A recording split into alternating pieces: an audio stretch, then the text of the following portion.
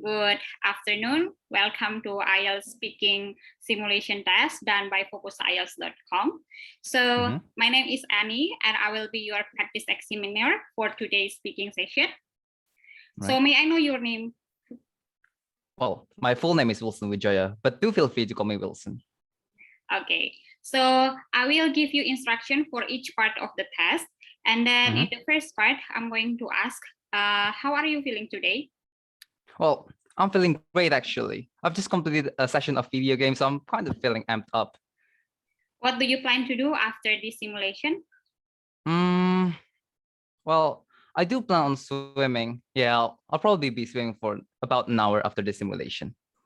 Okay, so at the beginning of the test, you may be asked to give your identification card, but since this is only the practice test, so we do not need to do it today. Okay. So let us go with the first part. Now I'm going to ask you some questions about yourself. Let us talk about shopping. Do you enjoy shopping? I do not really fancy shopping. Usually my mom does the shopping for me. How often do you go shopping and what do you buy? Well, before the pandemic, it was about once a week, I would say. Yeah. Yeah, and my family and I bought groceries, and yeah. So you prefer to go shopping alone or with other people? Definitely with other people, because shopping alone can prove to be boring, really boring, actually. It's quite tedious. Okay, I would like to move on and ask you some questions about food. Okay, go ahead. What is your favorite food? My favorite food would easily be pizza. I'm in love with pizza. What kind of restaurants do you like to eat out at? Nothing special, really. Like Pizza Hut, Domino, any of those restaurants would sate my hunger. What would your perfect meal be? That's quite an interesting question. Wait, let me think about it. Well, my perfect meal, yeah, well, it would be pizza. And to top it off, probably a soft drink such as Coke or Pepsi. It would be great, actually. Yeah. Okay, now I would like to talk now about your hobbies. Tell me about any hobbies you have. Well, as you might have guessed, I do like playing video games and I like to swim as well. Yeah, I do actually do daily swimming once, one hour every day. Yeah, it's quite consistent. Are there any hobbies you would like to have in the future? Well, in the future, probably studying. Yeah, I do want to make a habit of studying daily, but I just can't really get into it. Do you think hobbies should be relaxing or should they be exciting? That's quite a difficult question. I do think that we should have a combination of both, like one hobby for relaxation and one hobby for, just to make us excited, would be great. Okay, that is the end of part one. Now we are going to move to part two. In part two, I'm going to give you a topic and I would like you to talk for about 1 up to 2 minutes. Before you talk, you will definitely have 1 minute to think about what you are going to say. You may take notes if you wish. Do you understand? I do. In the real IELTS test, you might get some paper and also pencil to take notes. But since this is only the practice test, so we do not need to do it now. So here is the topic.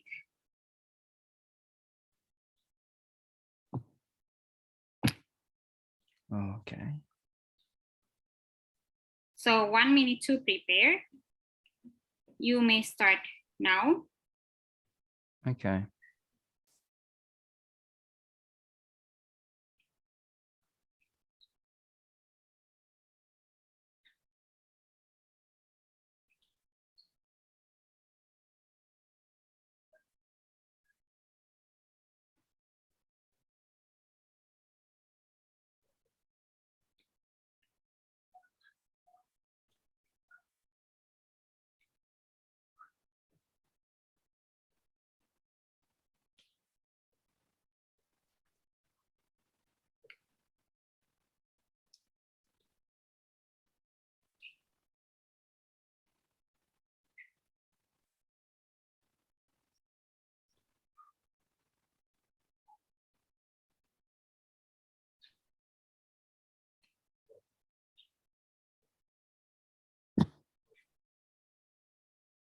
Okay, I'm going to stop you there for the preparation time.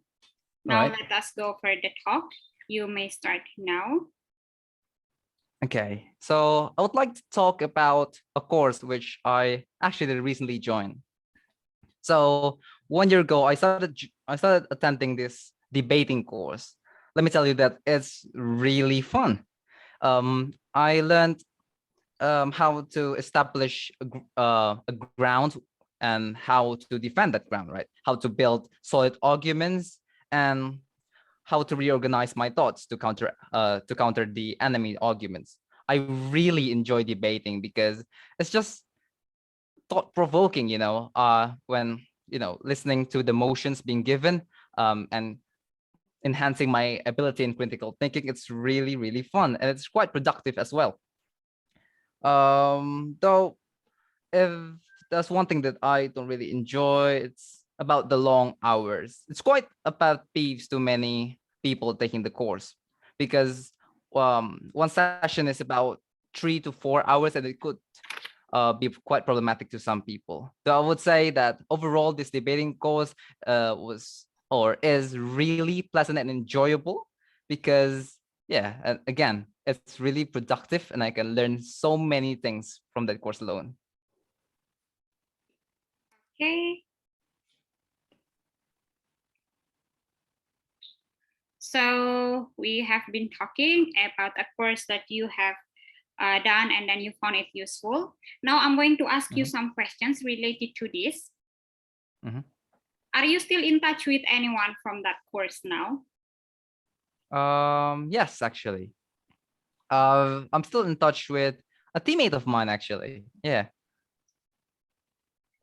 Would you like to go on a course like this again? Yes, definitely. I would go on it every day of the week if I can. Okay, that is the end of part 2. Now let us move on to part 3. So here I'm Okay. going to ask you questions related to the topic given before in section 2. Mhm. First, let us consider homework. Okay. Do you think it is important that children are given homework? Well, some people might think that homework is boring and tedious. I do think that homework is very, very pivotal to enhancing your ability and understanding the knowledge given. How much homework should they be given? Mm, I'm not really sure about the exact numbers, though approximately 1 till 2 hours worth of homework. Yeah. Do you think parents should help their children with their homework or should it be done alone? It depends about which stage of the children are we talking about. Because if it's the elementary stage, such as the first grade till the sixth grade, I do think that parents play a huge role, in helping those children. But if we're talking about secondary students and high school students, well, it's not really much. Yeah. Okay, now we will discuss the relationship between education and work. Okay. How important is it to have a university education to get a job in your country? Mm, my parents really believe that getting a degree is very, very important. And I've been instilled that since I was born. And so, yeah, I do think that education is very important. Yeah. Does having a degree from another country enhance employment opportunities in your country?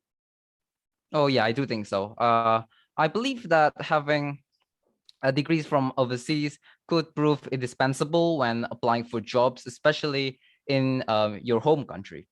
Yes. Okay, what impacts do students who have studied abroad have on their country of origin when they come home? Mm, impacts. Well, I do believe that they can bring a lot to their home countries in terms of the knowledge they can bring in terms of bettering um, the procedural work of the organization, and along those lines. Yeah, this along those lines. Okay, thank you. that is the end of the speaking simulation test done by focusielts.com. Okay. Now let us move on to the feedback. So there are 4 things that I would like to give you feedback on. The first one is about coherence and fluency. The second one is lexical resources. The third one is grammatical range and also accuracy. And then last one is pronunciation. Okay. So let us go with coherence and fluency first. In part 1, part 2, and part 3, I do appreciate the way you answer my question. You could answer my question fluently, and then you could answer them well. You do not go out of topic. You could give relevant answer to the question. And also you could provide the answer in length already. However, there are things that you need to improve in part 3. In part 3 is a bit different to part 1.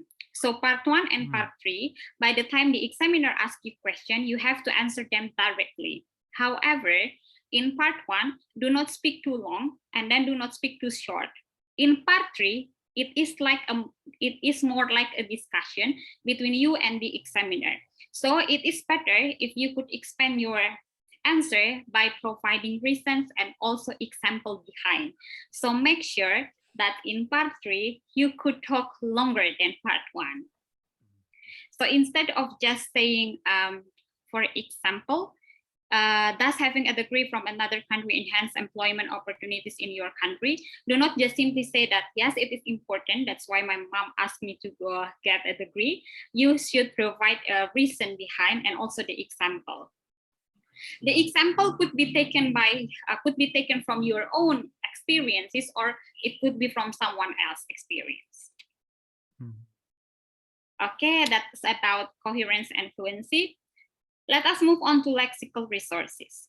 So in IELTS, you are expected to use, or you are expected to have a wide range of vocabulary. You are expected to use less common vocabulary and also idiomatic vocabulary. One of the easiest way to achieve this one is by using idioms. Do you know some of the idioms before? Yeah, I don't really think I use idioms today. Yes. Yeah. So it would be better if you could use some idioms there. That is the first thing that I would like to underline. The second one is talking about having wide range of vocabulary. It will be better if you could paraphrase the question in your answer. So it would be better if you do not repeat the question in your answer. Let me show you an example. So just like this one, the question given in part 2, what you didn't enjoy. So instead of saying, I didn't enjoy something, it is better for you to paraphrase this one. Or in part 3, you could paraphrase the word important. So what are the words that you could use to paraphrase the word important? Of great importance, pivotal, yeah, something like that. Yeah, great. So you could use that. So do not repeat the question in your answer. You have to paraphrase it. So by the time you paraphrase, it shows to the examiner that you have a wide range of vocabulary. Okay, good to know. Next one, talking about grammatical range and also accuracy. I do appreciate the way you answer my question using compound and complex sentences, in which you could combine 2 sentences and then use the linking words very good. And then you could also use the complex sentences very good. That is great.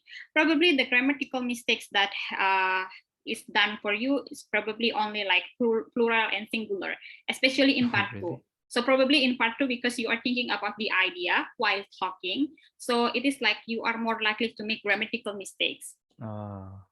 So in part 2, make sure you have taken notes detail before you talk, because if you start talking while thinking about the idea, it will be more likely for you to make grammatical mistakes. Okay, next one, let us move on to pronunciation. Your pronunciation is clear. That is very good. I mean, like everyone could hear your answer, and also your pronunciation is very good for all the sentences. The things that I would like to say in pronunciation is that by the time you are familiar with the question or the topic already, do not speak too fast. If you speak too Oh, yeah. fast, it will hold down your pen score for pronunciation. Oh, okay. Keep that in mind. Okay, next one. If you find out the topic or the question that you are not familiar with, and then you have no experience about that, do not speak too slowly. Because if you speak too slowly, it will hold down your pen score for fluency and also coherence. That's tricky. Yeah. And then another one. Oh yeah, that is very good that in the part 2, by the time you start talking about the topic, you use the introduction. So it could be understandable by the examiner that, oh, you are going to talk about this one. So make sure you use good introduction to hook the attention. And then another one is try to minimize the awkward pause. So for example, that is very good. You have done that in part 1. So by the time you are asked the question, and then you say, that is an interesting question, let me think about it. That is very good. Try to do that also in part 3. Yeah, okay. Okay, that's all about the feedback. I'm going to give you the score, but I have to analyze them first. So do you have question? Not really, you know. Oh, also, when will the my score be published? When will I know? I hope that I will analyze it as soon as possible so that I will. All right. Okay. Okay. Great. Any Thank question? you very much. No. Okay, since you have no question, then thank you for joining me for the simulation of speaking IELTS today. Have a nice day. All right. Much obliged.